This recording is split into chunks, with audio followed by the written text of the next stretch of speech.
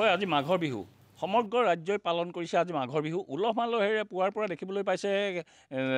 মেজিৰ তলত তেওঁলোকে আশীষ বিচাৰিছে আৰু মেজি প্ৰজ্বলন কৰি এনেধৰণে আশীষ বিচাৰিছে মই বৰ্তমান উপস্থিত আছোঁ শিৱসাগৰ জিলাৰ শিমলুগুৰি এই লুণপুৰীয়া গাঁৱত এই লুণপুৰীয়াৰ ভক্তপ্ৰাণ ৰাইজসকলেও তেখেতলোকে পৰম্পৰাগতভাৱে এনেধৰণে পালন কৰিছে মাঘৰ বিহু পুৱাই তেখেতলোকে মেজিত অগ্নি প্ৰজ্বলন কৰি এনেধৰণে আশীষ বিচাৰিছে আৰু তেওঁলোকে কিছু সময় পূৰ্বে আমি দেখিবলৈ পাইছিলোঁ প্ৰতিদিনৰ টাইমৰ দৰ্শকে দেখিছিলে এনেধৰণেই তেখেতলোকে এই মেজিত অগ্নি প্ৰজ্বলন কৰি তেওঁলোকে আশীষ বিচাৰিছিলে আৰু এই মেজিৰ জুয়ে যেন সকলো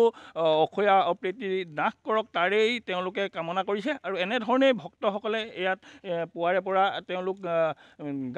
গাঁওবাসী সকলো ইয়ালৈ আহিছে ভক্তসকল আহিছে আৰু এই সকলো ৰাইজে ইয়াত আহি তেওঁলোকে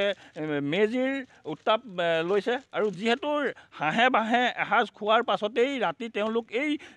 নামঘৰ লুণপুৰীয়াৰ যি বৰনামঘৰ এই বৰনামঘৰতে তেখেতলোকে ৰাতিটো কটাই তেওঁলোকে উজাগৰে থাকি এই মেজি তেওঁলোকে পৰম্পৰা ৰক্ষা কৰি পুৱা মেজি অগ্নি সংযোগ কৰি তেওঁলোকে আশীষ বিচাৰিছে আৰু ইয়াত জ্যেষ্ঠজন আছে মই জ্যেষ্ঠজনক এটা কথা জানিম আজি যিহেতু মাঘৰ বিহুৰ দিনটোত প্ৰত্যেক বছৰে আপোনালোকে পালন কৰে কেনেকুৱা লাগিছে যিহেতু আজি পুৱাই বঢ়িয়া লাগিছে আৰু আমি নিশা ইয়াতে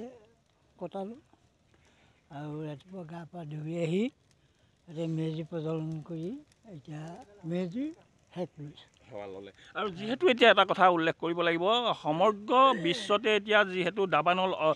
এতিয়া চৌদিশে বিভীষিকা আৰু এই মেজিত আপোনালোকে আজি কি ক'ব আশীষ বিচাৰিব ভগৱানৰ ওচৰত আপোনালোকে ভগৱানৰ ওচৰত প্ৰাৰ্থনা কৰি বিশ্ব শান্তিৰ কাৰণে বাগিহা জনোৱা হৈছে এনেধৰণে দেখিছে ভক্তজনে কৈছে যে যিহেতু তেখেতে বয়োজ্যেষ্ঠ আৰু তেখেতৰ পৰা আমি জানিলোঁ যে এনেধৰণে তেখেতে যিহেতু এতিয়া সমগ্ৰ ৰাজ্যতে অখুৱা অপ্ৰীতি সম্পূৰ্ণ এই মেজিৰ জুয়ে নাশ কৰক বুলি তেওঁ উল্লেখ কৰিছে আৰু পুৱাই এনেধৰণে তেখেতলোকে মেজিত অগ্নি সংযোগ কৰি আশীষ বিচাৰিছে যেন কুশলে থাকে গাঁওখনেই নহয় সকলো ৰাজ্যবাসী সকলো সুখেৰে থাকে সকলোৰে সম্প্ৰীতি মনলৈ আহে বা তেওঁলোকে সম্প্ৰীতিয়ে এনাজৰি অটুট ৰাখক তেনেধৰণে তেওঁলোকে মনৰ আশা লৈ পেলাই মই অন্যজন আছে ইয়াতে মই তেখেতৰ পৰা জানিবলৈ চেষ্টা কৰিম যিহেতু